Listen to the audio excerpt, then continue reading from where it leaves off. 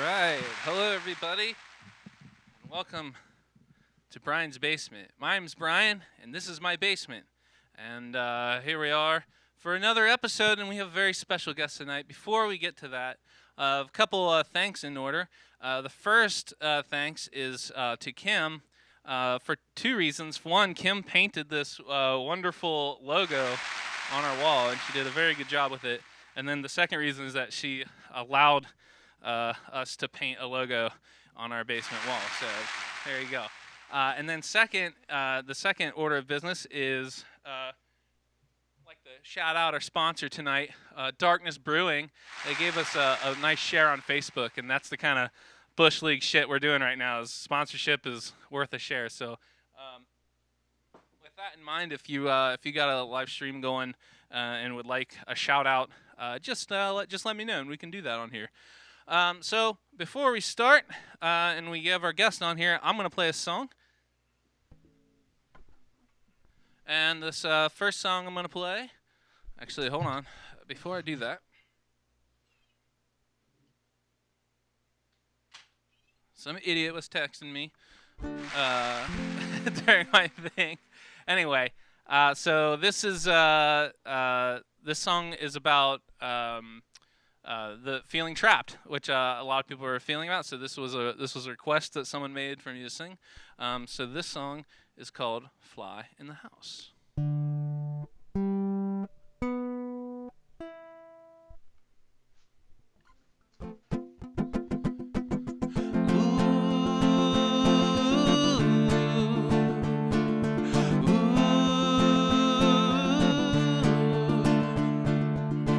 I'm just a fly in the house now, and I'm trying to get out, which I don't know how to do. I'm a stranger in a strange land, placed here by somebody's strange plan, and I'm so lost and I'm so confused. Maybe, if I bang my head on this forest field that I can see one more time, and I'll break through to where I want to be. Hey, why can't I find my way now? Why can't I find my way now?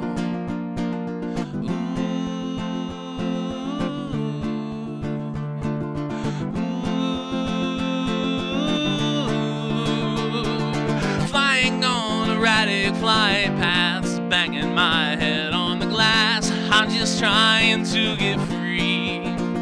So I take another pass, but it's the same result. The last 4,000 lenses, and I can't see what's in front of me. Maybe,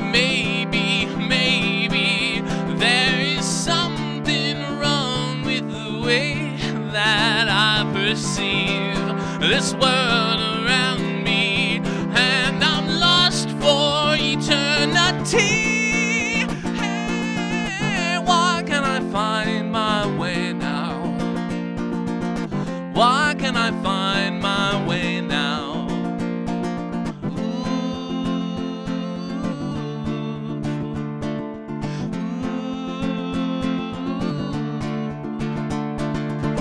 Cause I am dumb and I am small, and the thing about it all is I only live a day. I am Moses in the desert, flying circles, my forever, but my promised land evades. Maybe, there is something out there that has some kind of plan, and I'm too small and dumb, and I'll never understand. Hey, why can't I find my way now? Why can't I find my way now? When the planners had enough, will they trap me in a cup and show me mercy and set me free and on my way? Or will they swan me to my grave? Hey, why can't I find Why can't I find my way now?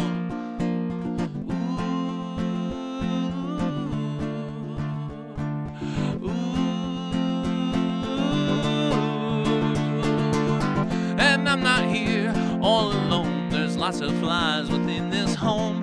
We're all trying to get free. And we run into each other. We say, how you doing, brother? Man, I'm just here living the dream.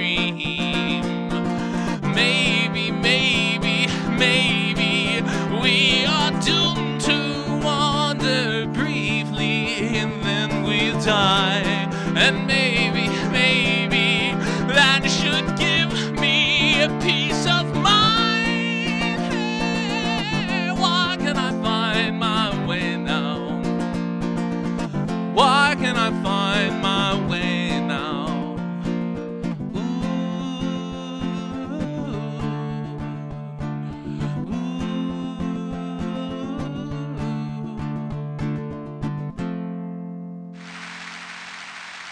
All right. Thank you so much for tuning in today. Today we have a very special guest joining us in Brian's basement. He is comparatively somebody that I've known not nearly as long as the other two guests on the show. So I'm really excited because I'm sure I'm going to learn something here too. So you might know him as Preach. You also might know him as Steal a Stone. I know him as Scott Bass in my phone. So now I'd like to introduce Scott Williams. Come on down to Brian's. There he is. Hey, buddy, what's up? Not much. How you doing? How you doing? I'm great. Thanks for joining us virtually here on the basement. You're welcome. Thanks for having me. Yeah, dude. So I see you've got a plethora of pictures behind you and things in your music room. So we'll get into some of those later. If you want. My lamp is bugging out too, so just to let you guys know, it's like going in and out of brightness. Well, we expect the highest production quality here on Brian's Basement, so. Yeah, that's why I wanted to get that out there right away. Yeah, we might have to kick you off if it gets crazy. But anyway,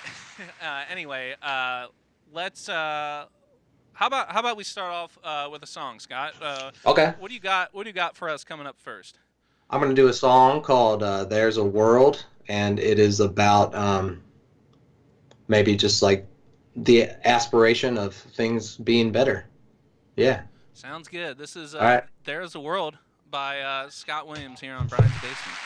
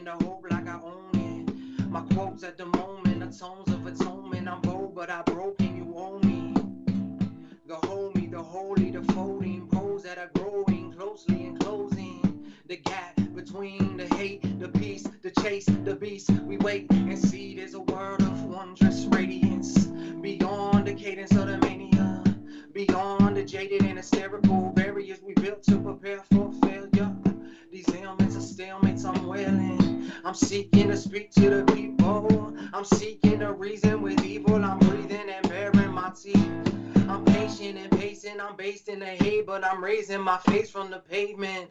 Today is the greatest. I lay my arrangement to break all the latent and stagnant deceivers. I reach for relief, but I see lust and greed in the faces of the children who are willing, cause they choosing lies and delusion. There's a world of wondrous radiance beyond the cadence of the mania, beyond the jaded and hysterical barriers we built to prepare for failure. These ailments are stalemates I'm wailing. I'm seeking to speak to the people. I'm seeking a reason with evil. I'm breathing and baring my teeth. Said I'm breathing and baring my teeth. Yeah, I'm breathing and baring my teeth.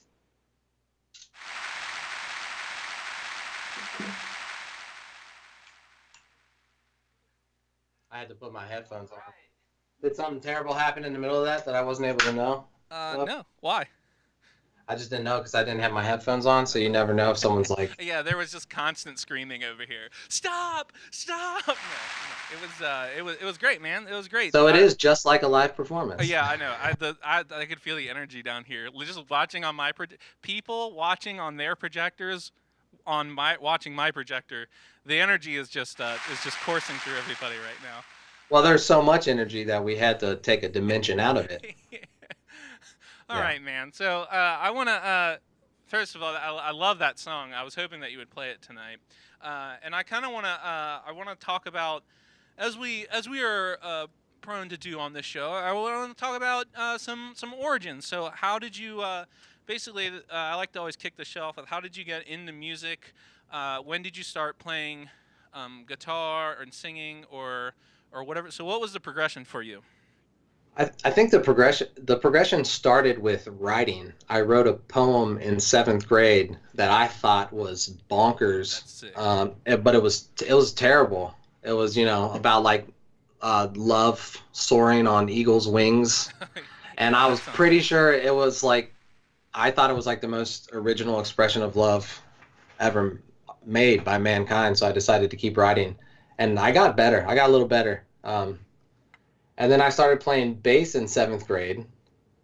Some of my friends were starting to play instruments. Bass was like the one that not many people were playing. Really?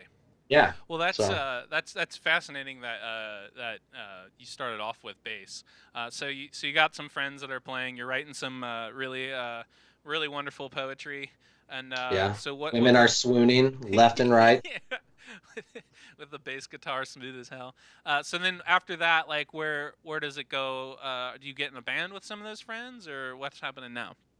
I do. I start to get in a band with them like in high school, and that's when I start doing like vocalizing, and it's more of like rapping and screaming, like in the vein of like Limp Bizkit and stuff like that, like POD, like new metal stuff. Like I was into that really hard for a while. Cool, man.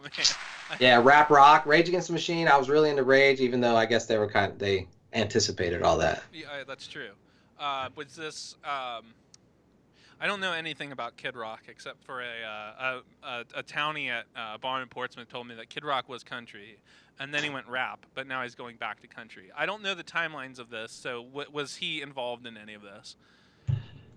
Was he involved in any of my love for music? I remember my friend got his album that like went crazy, and I was jealous that he had it because he could like listen to the songs before they became singles. So like he'd be like, oh yeah, I knew that song. That's track 7. I'd be like, what?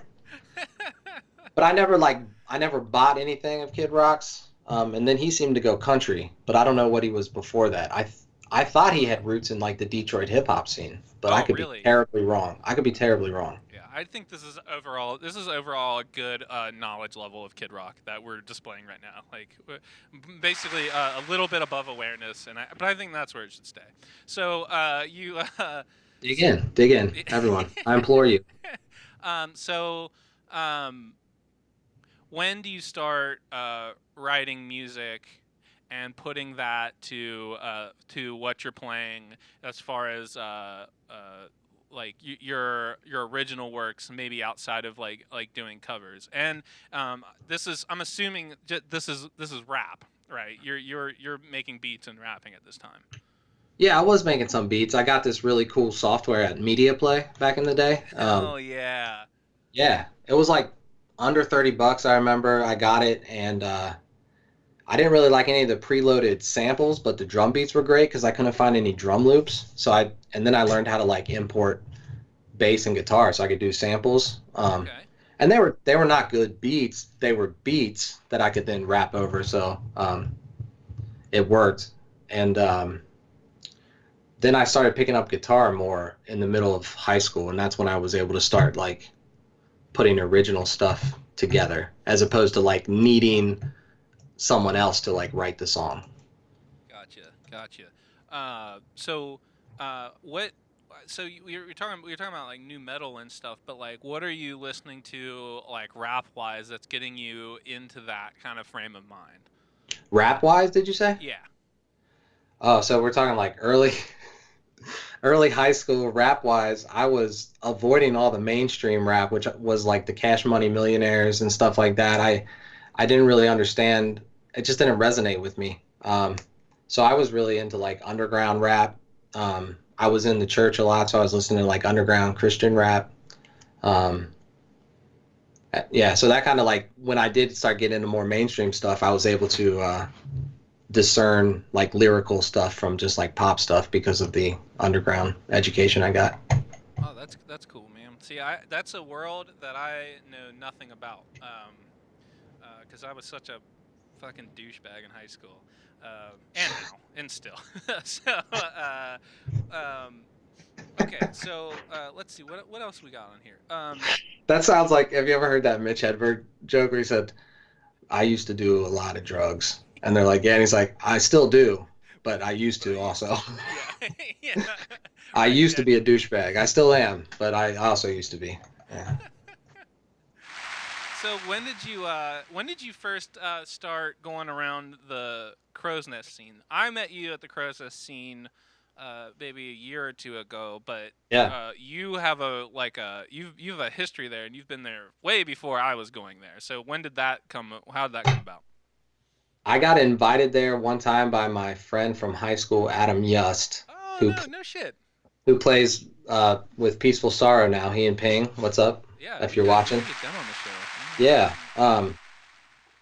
And he was like, I'm playing with this band. I'm learning piano. You should come hear us. So I went to hear him. And I was just like, while I was there watching, I was just watching the bass player, because they were doing cover songs. And I never really played cover songs. So I'd always like try to understand like, oh, where are his fingers going? Like, how do professional bass players play bass lines and stuff, as far as like intervals and stuff. And then like a week later, I found out that the bass player was leaving. And I was like, okay, I kind of memorized the bass lines by watching them play, so I think I can hang in there. So yeah. You're one of them real musician types. So then you No, I was just I was learning. Like when you're learning, you have to watch people that are doing stuff that you don't know how to do. So like they were playing like Oasis, and it's not like, oh, I want to be as good as Oasis bass player, but like it'd be cool to know how to write a bass line to a song that was like a platinum selling song, Like how did the bass line go to that? Yeah, that's. I think that's So, really important. I would say so, but a completely foreign territory for me, because I don't, as you know, I don't. I'm not a great instrumentalist, that is I do try to like break that down in like songs I like lyrically. Like, why does this work? Why does this don't? I don't expect to be. Like you said, like it's not but it is interesting to see how things are constructed. I think you need to take more credit for your voice as an instrument, man. Because when you and Dave are like figuring out harmonies on spot in practice, I'm always like, I can't. I would have to go into the bathroom and cry a little and then sing the song to be able to like feel comfortable to like make a mistake in front of someone vocally like that. So you guys are pretty awesome. All my songs start with crying. So how about, speaking of songs? How about we get another song? Okay. What are you gonna play for us now? I'm going to do a song called Codes. All right. Called Codes. All right, Codes. Yeah. Scott Williams, everybody. Brian's Basement.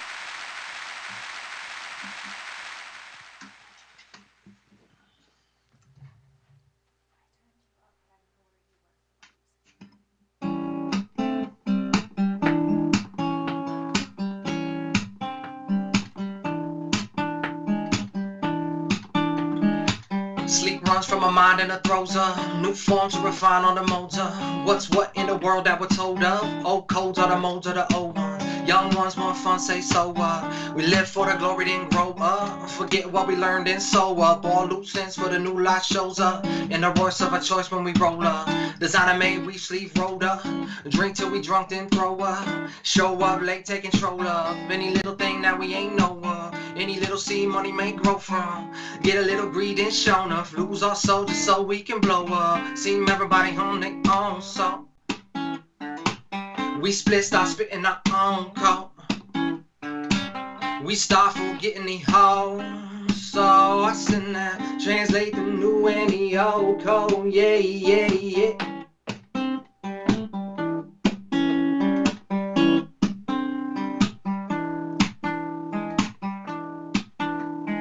The old code's a deco, but we get choked. Throws of the old in control with each vote. We be the rebels and they be the red code. We refuse to partake in a dead vote. Each action a symbol and sign. Each faction intend to deny each other from what each deserve. Eat each other like beasties absurd. Acts are endless, backs are bending. Folded over, we the hopeless descendants of endless oppression from twisted, demented. Man with the vision of riches and vengeance. Fight a war when we know we can't win it. Got money, got life, gotta spend it. Old code say take from the new life. True life cipher decoded, do right. Seem everybody on their own, so we start fitting our own code.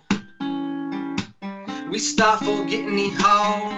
So I said now, translate the new and the old code. Yeah, yeah, yeah. Seem everybody on their own, so we split, start spitting our own code. We start forgetting the whole. So I said now, translate the new and the old code. Yeah, yeah, yeah.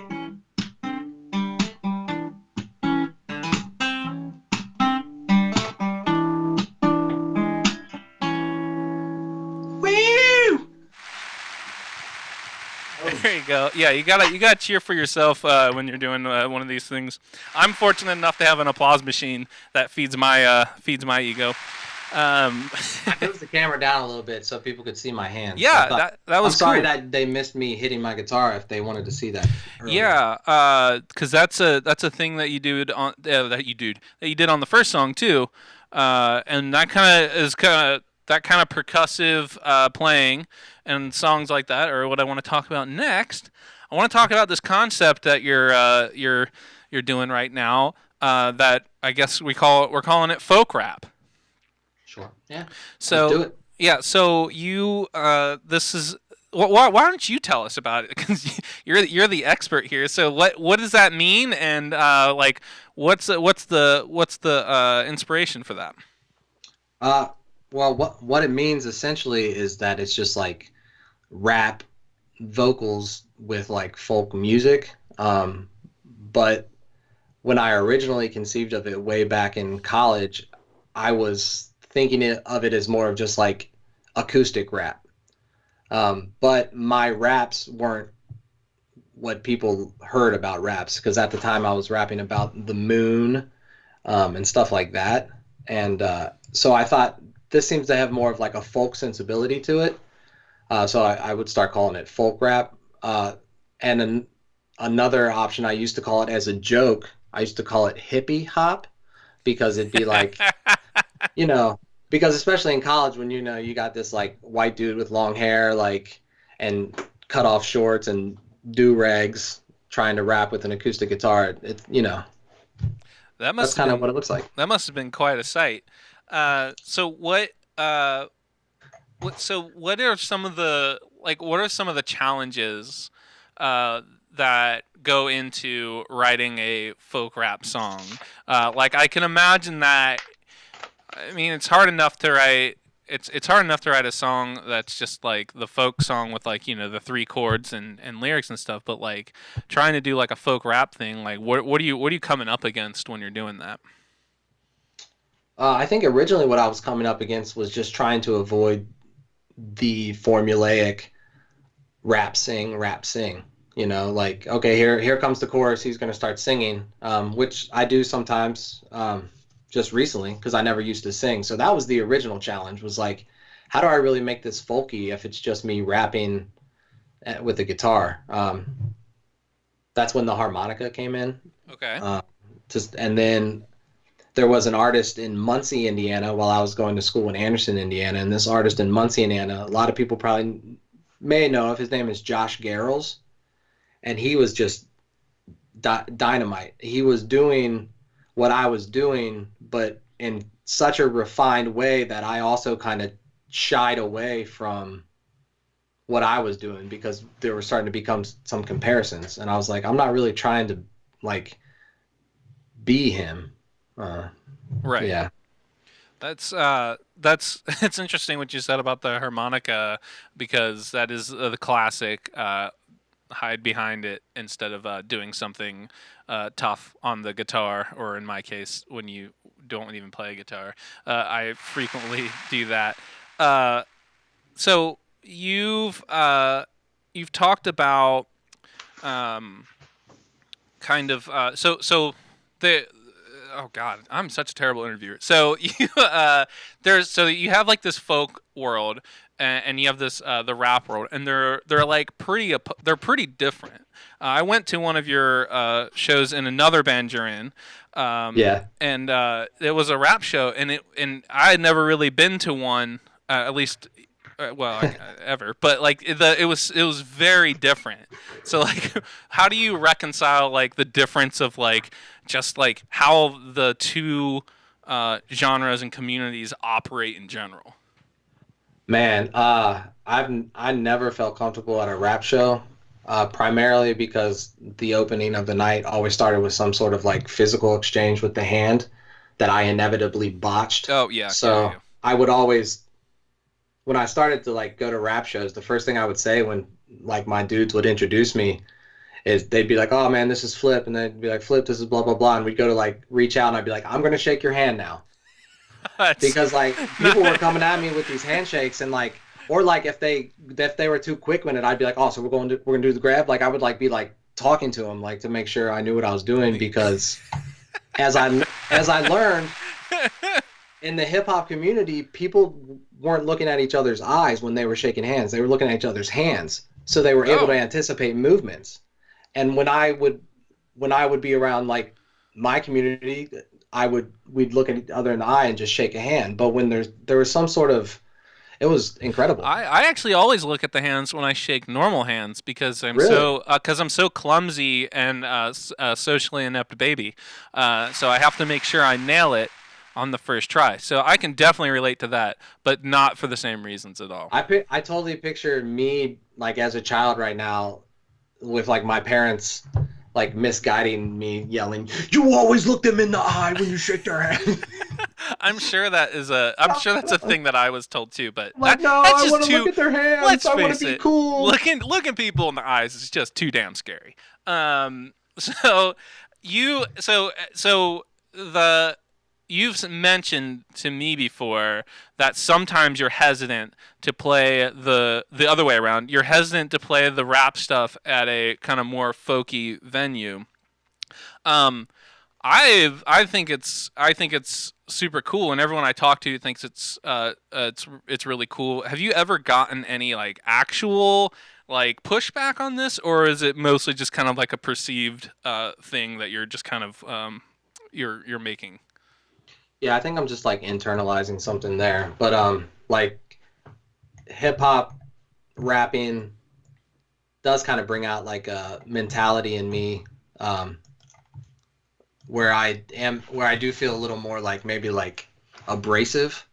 And if I'm in a setting where people are normally expecting like acoustic guitar and like melodic singing, that's when I'm worried about pushback. When I'm worried that my goal to help communicate and share like the art of rap music to a crowd that doesn't normally experience it could like inevitably blow up in my face because it's not the right time or place to do it.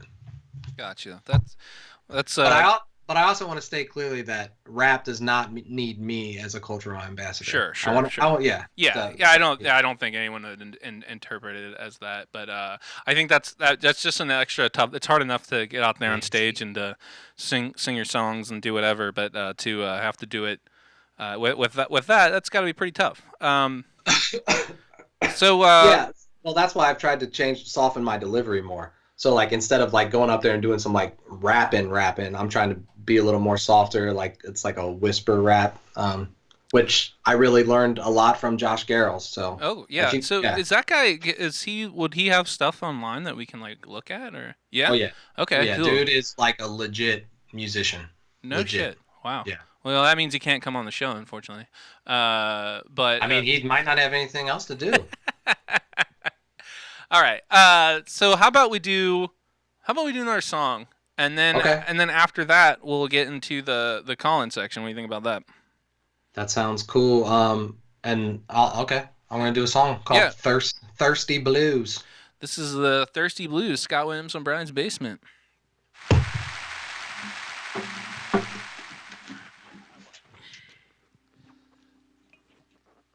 Hope everyone's doing well.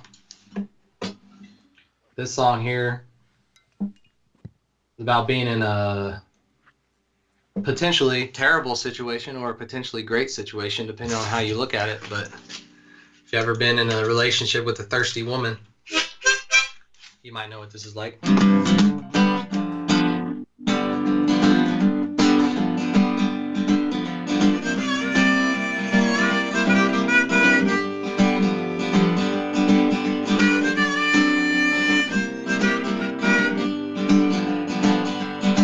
Yeah, my baby's so thirsty, she carries a straw. Yeah, my baby's so thirsty, she carries a straw. Yeah, and she never shed nothing, she drinking it all. Slurp, slurp, just ice in the glass left. She prefer work, she don't like when I have step. When she spills, she expects refills. Her glass is never empty anytime we chill. She's thirsty, yeah, she's so thirsty. She carries a straw, she gonna get what she wants.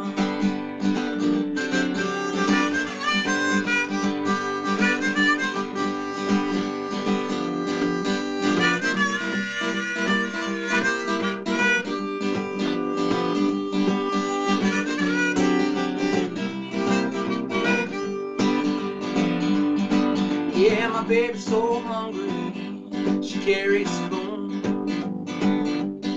Yeah, my baby's so hungry, she carries a spoon. Yeah, and she never split dinner, you know she eat it all too. I said, baby, your appetite had got me rapping like, and I'ma be titling cause you ain't acting right. But you ain't acting wrong, you acting strong. Yeah, you just be craving what you want is fine. Not just dessert, but you're just dessert. Your piece of the pie, but your piece of mine. Your place at the table, your spot at the line. Your piece of the pie, but your piece of mine. Yeah, you hungry. Yeah, you so hungry. Carry a spoon, you're gonna get what you want.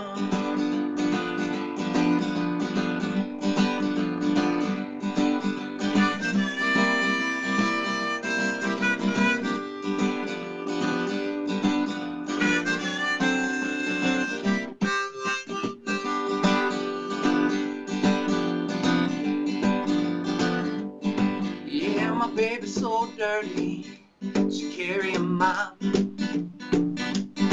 Yeah, my baby's so dirty, she carry a mop. Yeah, she never start nothing, but she can make it all stop. All right, hell yeah, man. Cool. Well, it's that time of show. First before we get to the there you go. Okay. Oh God, don't leave me.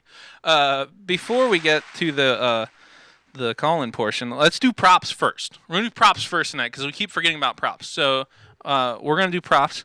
Are these hip hop props or stage props? Stage props, definitely. So this is my first prop. Can you see this on there? Everybody, can you see that? Scott, what type of instrument is this? That looks like it may be a beginner level bass guitar that is tuned into some sort of alternate tuning so a hat can play it. Wow, that's dead on, man. You have a great eye for props. It is an entry-level bass guitar with an alternate tuning so any hat can play it. But the reason why I brought that prop up is because for those of you that don't know, Scott plays the bass in my band, The Amazing Waste. Yeah. So we'll talk about that later. And so right now what we're going to do is we're going to get into the call-in section, okay? So I've got the phone on, ready to go. So if anyone wants to call in and have a question or a comment for me or Scott, then just call in. And while we're doing that, we're just going to bullshit around up here. All right. Because during our shows sometimes, because I'm so uncharismatic, you like to do a lot of the crowd work. So I figured this would be a great time for you to just kind of take over, and then now I don't have to do so much work and stammer so much. So How's everybody doing out there? Sir, in the blue shirt, brush your teeth. wow. You back there, start dipping your pretzels in cheese. Oh, we got a call. We got a right. call. Oh, we got to get on speaker. Hello, you're on Brian's Basement. Who's this? Hi, this is Jake. Hey, everybody. Jake. Scott. Jake is on the line. So we got a question for Scott. Scott, I don't know if you can hear this or not, but I'll repeat the question like I hear always it do. All right, pretty well. Jake, fire away. What's the question? My question is that is there a Christian rapper that he still likes to listen to? And if not, that's okay. But just curious of like what are the Christian rappers he listened to when he was in that phase? Oh, yeah, Okay. man. Okay, did you hear it, Scott? So the question Yeah. was, just to repeat, just because I have no idea how it was. Thank you for the question, Jake. The question was, are there any Christian rappers that you still listen to, or anyone of note from when you were into that sort of thing? I think if anyone's interested in like underground lyrical hip hop, regardless, there's a crew called Deep Space 5. Deep Space 5. And if you find them, any of the people that compile that group are really talented musicians. One of them's name was Plato. He now goes by the name of Crumb. He's sick, and he just did an album with my friend Theory Has It, who is also on that scene. I don't know if he's like publicly known as a Christian rapper, but I do believe he's a Christian who raps, and he's not like talking about syrup and stuff like that. Cool. Thanks for the question, Jake. So and we're ready for the next caller. Okay. So Jake, or you're not Jake, you're Scott. We like for calling, Jake. I like to joke around because when we go to practice, me and Scott carpool. He comes to my house and then we drive to our drummer Jesse's house. Do you have your phone number posted so if other people are watching that want to call in, they can? No. Is that a safety issue? Yeah, no, I don't post it. You kind of have to know my number to call in. Y'all can call me if you want. Oh, well, that's an interesting thing. If you want to call I Scott, invited some of my homies from Columbus, so we're talking. yeah, give Scott this- Do you got your phone ready? Yeah, the 614. I got it on Do Not Disturb like a genius. Yeah, You guys know me about that? well, we don't know what we're doing here. Yeah, call me or Scott. That's a great idea. I never even see. I'm so dumb. Usually people text me like it's so and so's friend. Answer the phone. And I'll be like, all right, but anyway, whatever. Not worth- Anyway, it's not so worth it. when we're carpooling, it always seems the joke we have is it always seems to come back to gigs. Always talking about gigs. Always. I think if you're a musician, you've got tons of stories about good gigs, bad gigs, trying to get gigs. Everything gigs. So what do you know about gigs, Scott? I know it's risky usually when you take a gig that you've never done before, especially in a place that maybe no one really knows about. But there are some legit spots that I try and tell my friends about that take care of you and have taken care of me. So I try and spread the love for them. And then there are other spots that I don't think I'd ever go back to unless I knew that, I don't know, unless I knew that there was going to be something happening there. I don't know. Yeah, I feel like now we had a gig together, right? That was gonna be pretty cool. That was gonna be at Lucius Q. April 5th, Lucius Q. I'm April glad you mentioned it because I was going to tell people who are watching who are local buy Lucius Q gift cards. Yeah. Or Yeah. they're probably doing they're doing takeout maybe. I think they might still be doing takeout, but yeah, just like if you know you were gonna come to our show on the 5th, just buy like a $25 gift card. That's a great idea. Same with, Do it. with Darkness. They've got they're the sponsor of tonight's show. They've got takeout Wednesday through Sunday, and so go down and get you a growler of beer and some food truck food. So Local coffee roasters might be doing like subscription services, you know. oh yeah, Get that pop in. yeah, get in there. We're just waiting for some calls. This is weird. This is a drought. This is the of all the shows we've ever done, all 2 shows before this one. Right. We never had a drought this severe. So we're just waiting for someone to call. Maybe take. Maybe the pushback has finally come to fruition, man. Maybe your fans are just upset about me rapping. I'm just kidding. This is the Kidding everybody Why'd you on ruin that. my show with your rap music? Yeah. Oh, jeez. What like a privileged approach I had to that. Like, oh man, these people are gonna be I'm gonna make these people uncomfortable with my rap music. I'm gonna come in and blow their minds. Dude, yeah. See, I don't think. Oh, well, wait a minute. What do we got? We got a. Oh God, we got text from Genesis Freebird. God damn it, Jen. One of my friends mentioned that sooner. They said Freebird. Yeah, one of my friends is drinking and cooking, so he's not gonna call, but he loves me. Hey, that's Shout out to Baltimore. Oh wow, Baltimore's tuning in. Baltimore's tuning in. Oh. Indianapolis might be tuning in. Also, India might be tuning in. No shit. Well, we got another Yeah. call. Let's do it. Hello, who is this? Hi, this is Joe. It's Joe Wall, everybody. Hey, Hey, Joe, Joe. do you have a question or a comment for me and Scott? Yeah, so I was hoping. So I was asking Scott that I was thinking Scott sometimes plays some really beautiful, sweet acoustics, and sometimes he plays some really kind of expressive, emotive rap. And I was wondering how he decides when he's writing a song, when it's going to be sweet and soft, and when it's going to be a little bit more aggressive. Well, thanks for the question, Joe. That's a great question. We'll answer it on the air. Yeah. So the question was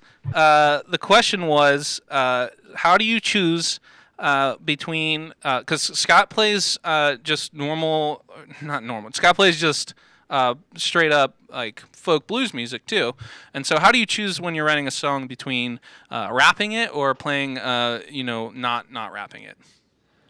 Oh, I don't know if I ever just like sit down and go, okay, this is going to be this kind of song. I think it's just like a line comes to me, and if that line comes to me melodically, I can usually build off of it metrically.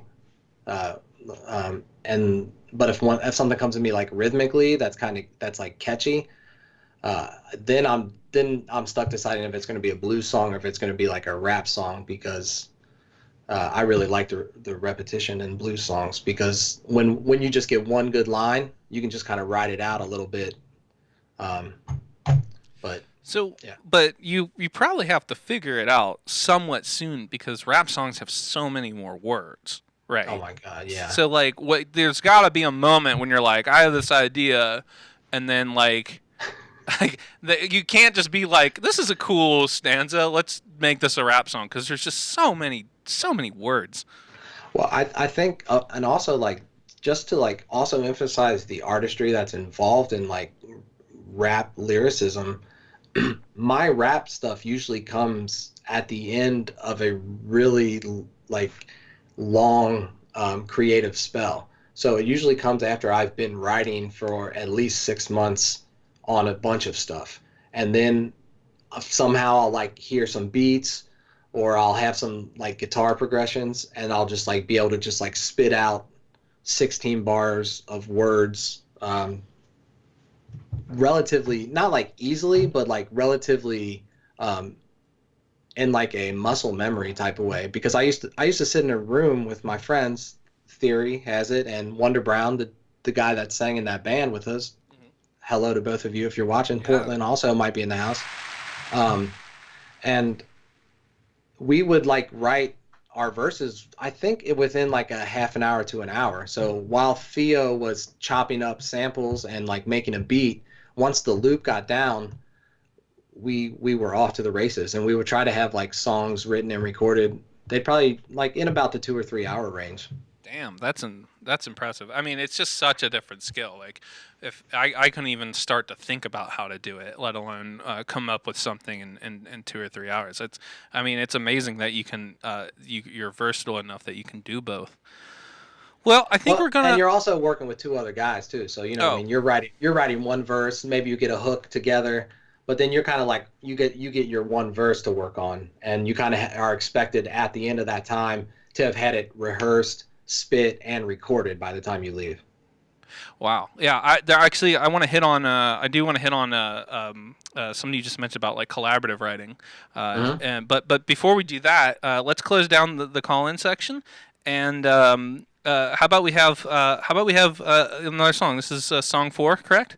Is that right? Yeah. Is this the final one? I believe so. If you want to do another one, you can, but you don't have to. Okay. No, I was just asking. Yeah, I think this is the 4th one. I'm trying to follow my script, but yeah. So what are you gonna play for us? I think I'm gonna do a song called "With the Devil." It's a song I wrote originally in the acoustic format, and then you heard in my dance format. Yeah. Okay. Cool. Yeah. So this is "With the Devil," Scott Williams on Brian's Basement.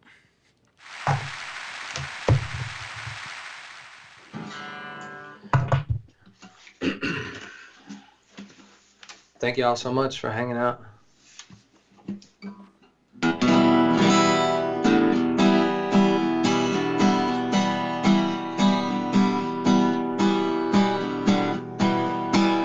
I was drinking with the devil. We shot that whiskey down. He said, oh Lord, that liquor burns like fire underground, like fire underground. My head, it got to spinning. It ain't come back around. I said, oh Lord, I'd rather be in fire underground, in fire underground. Make it so, make it so, make it so, make it so.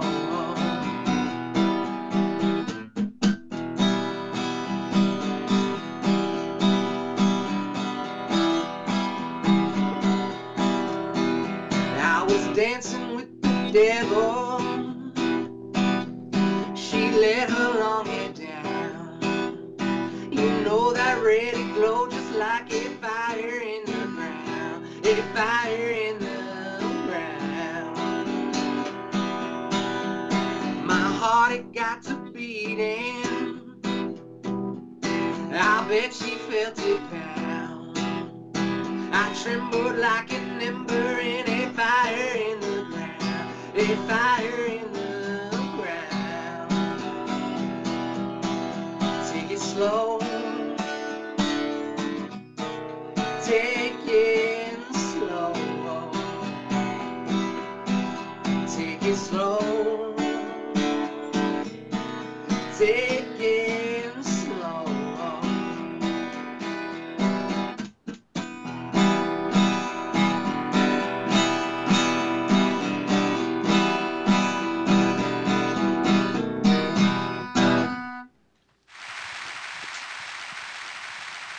All right.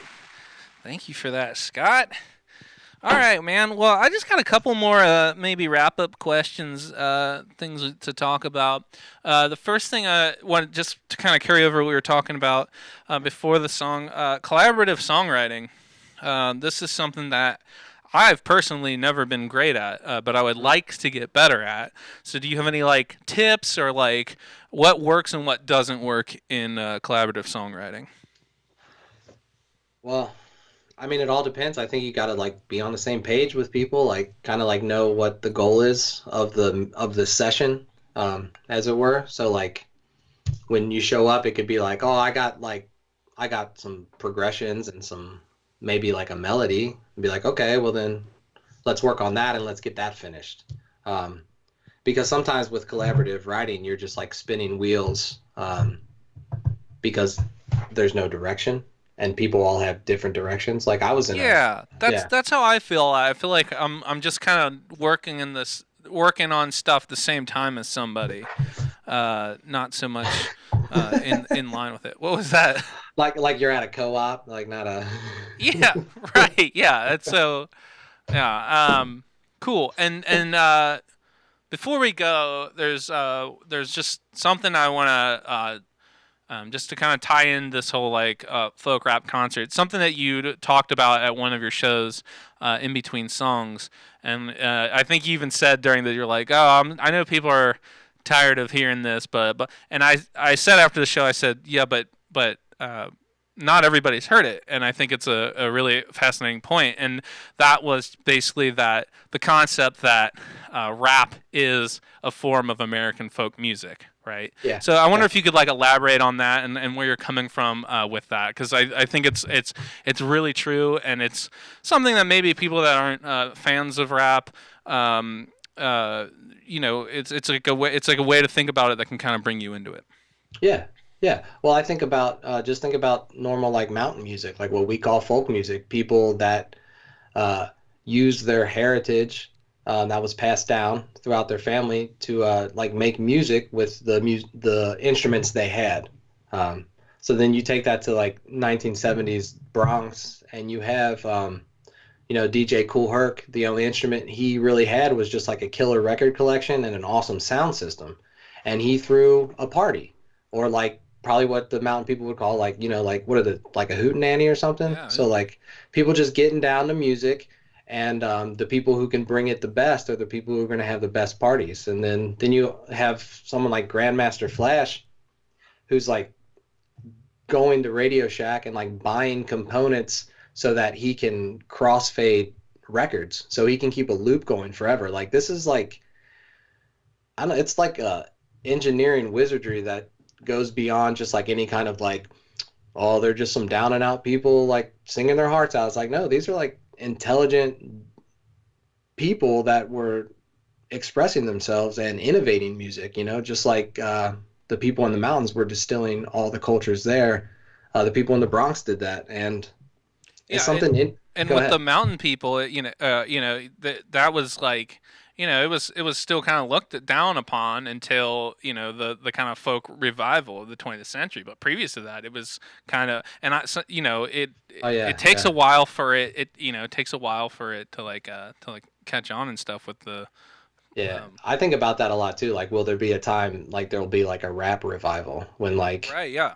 where rap is antiquated, and then like at some wherever people gather that's equivalent to a coffee shop or a bar, like some dude like sets up some turntables and just starts like talking and like shouting out people in rhyme. Like would it all come full circle? It could, because it's a relatively young art form. Yeah, which is fascinating to think about. And which is also important to remember. It's a relatively young art form in like an industry that is diluted, so it's hard to really like the cream. Too much stuff rises to the top quickly, so it takes a second to know like who the legitimate artists are out there. Yeah, so like me. I'm just kidding. Well, I figure we got the best rapper, the best folk singer in the world here on Brian's Basement right now. So, I mean, Yeah. what better episode to do folk rap? So, I just everyone needs to know that a lot of these rap songs that I'm doing actually have been written a long time ago. So like the songs I'm written now are more of like the folky bluesy stuff, with some interludes with like fast stuff in it. Because that rap stuff, like I said, man, you got to like get in shape to be writing rap. It is hard. right, yeah, I can't even. I wrote a song the other day that was 3 stanzas long, and I was just like, yeah, we'll just repeat that third stanza 3 times, and song done. So Done. it's a totally different world. Well, no, but that's another thing. Like as folk rap has developed, those are the things that I utilize with like a rap delivery. I utilize those folk like what would those be called? Like the the mechanisms or the tools of folk music, songwriting tools, where like you use repetition. Right. Yeah. maybe a lot of words recurring together, themes, and yeah. then a space. Like I think about that too. Like imaging. Stories too is another. I would Stories. call it like a mechanic, I guess, like a game mechanic, but for songwriting. Yeah. Cool, man. Well, let's do some plugs. Okay. Plugs. What we got? Like we had a show, but like no shows don't happen anymore. Support your local businesses if you can. Lucius Q specifically.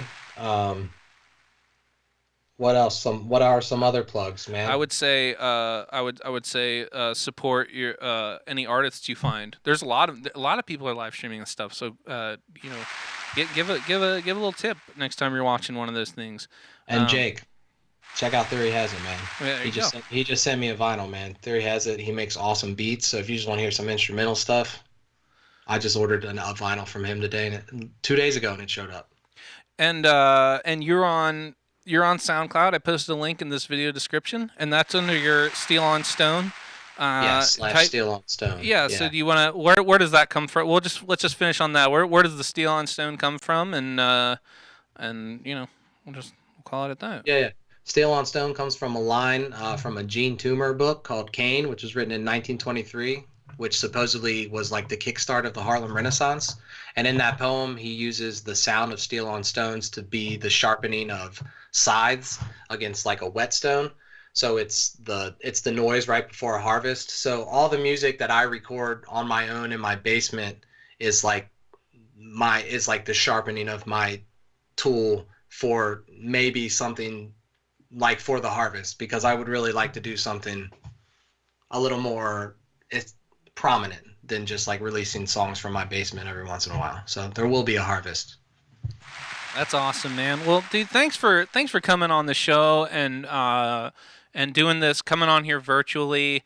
I hope that it worked out well for the viewers. I think it worked pretty well here. And me too. I hope it worked out for everyone. Yeah, and you know, just thanks for being a friend and helping out in the band and stuff. I'm just super grateful that you started doing that, man. So thanks, dude. My pleasure, man. Always my pleasure. Thank you so much. All right, everybody. Scott Williams. All right. Now, before we go, I'm going to play one more song for all y'all. I was going to play a brand new one, but I think I'm going to play an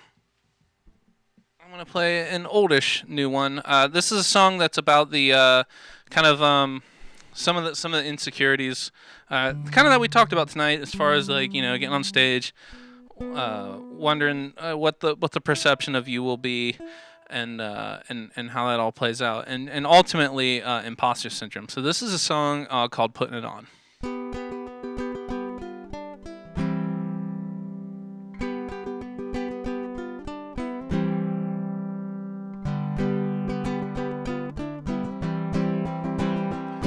Put on your grandpa's jacket. Put on the jeans that fit too tight. Put on a pair of Oxfords. We're gonna look like Neil Young tonight. But I don't feel I belong here, no matter how I try. And everyone is smiling and everyone's polite. And I'm sure that they'll unmask me for the fraud that I've become. And I'll keep putting it on, just putting it on for everyone.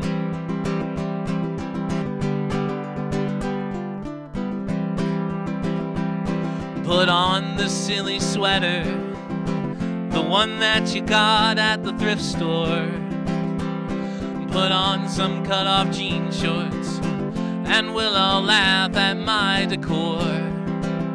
But I wake up with a dry mouth and my back is stiff and sore. And I don't feel much like laughing at all my costumes on the floor. And I'm just like Pagliacci, and I smile and I have fun. And I'll keep putting it on, just putting it on for everyone.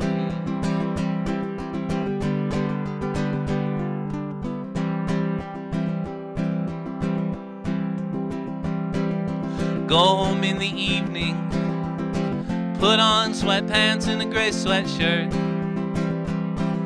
I don't feel like anyone, I don't feel like anything, that's for sure. 'Cause I'm bland and I am boring and I'm tired and afraid that I'll fake it till I make it, but I'll never get made.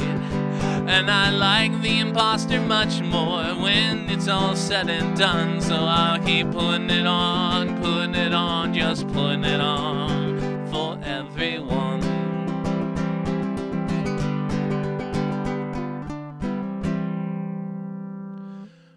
All right, thanks everybody for watching this another week of Brian's Basement. I'm so glad that all of you tuned in.